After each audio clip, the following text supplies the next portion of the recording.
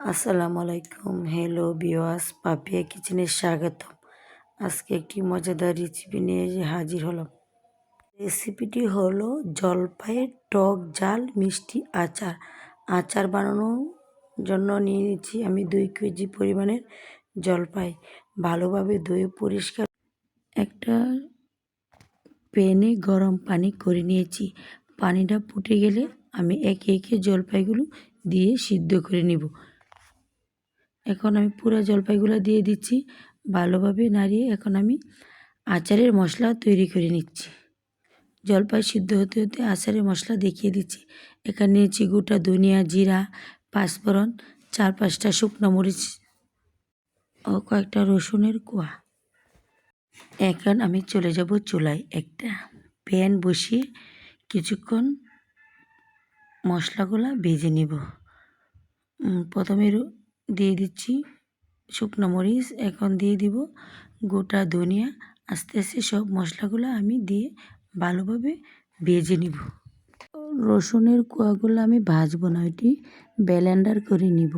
এখন আমি শুধু মশলাটা বানিয়ে দেখিয়ে দিচ্ছি।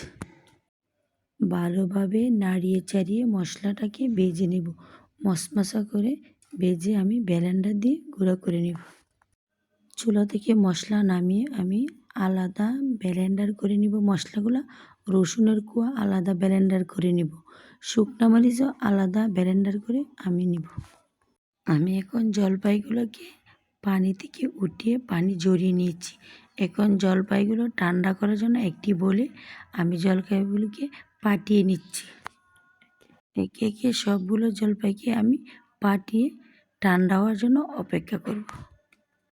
ঠিক এভাবে আমি জলপাইগুলোকে পাঠিয়ে নিয়েছি।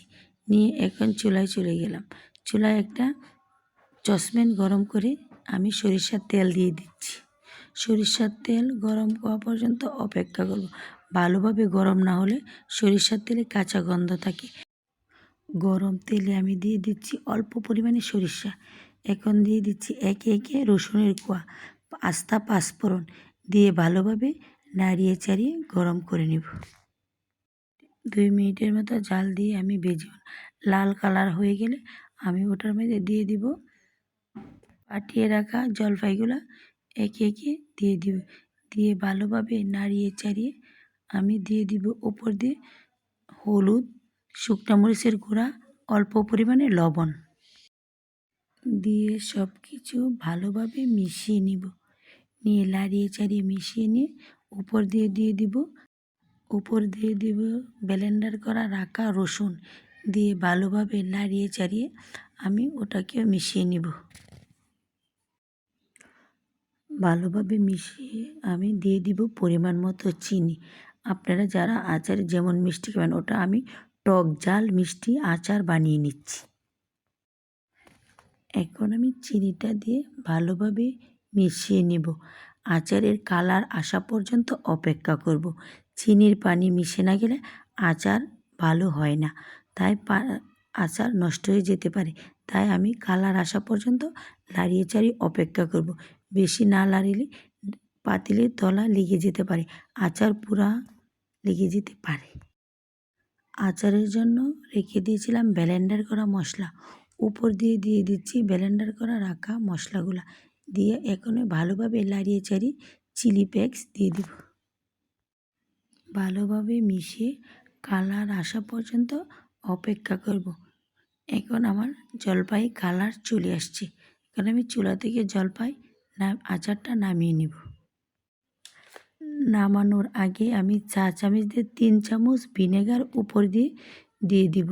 আপনাদেরকে দেখিয়ে দিচ্ছি, আমি 3 চামচ ভিনেগার উপর দিয়ে দিচ্ছি।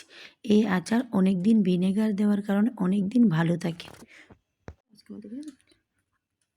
আমার টক ঝাল মিষ্টি আচার হয়ে নিচ্ছে। এখন আমি চুলা থেকে আচারগুলো নামিয়ে নেব। আজকের মতো এখানেই বিদায় নিচ্ছি। আবার দেখা হবে নতুন কোনো ভিডিওতে। আজকের মতো এখানেই বিদায়। আল্লাহ হাফেজ।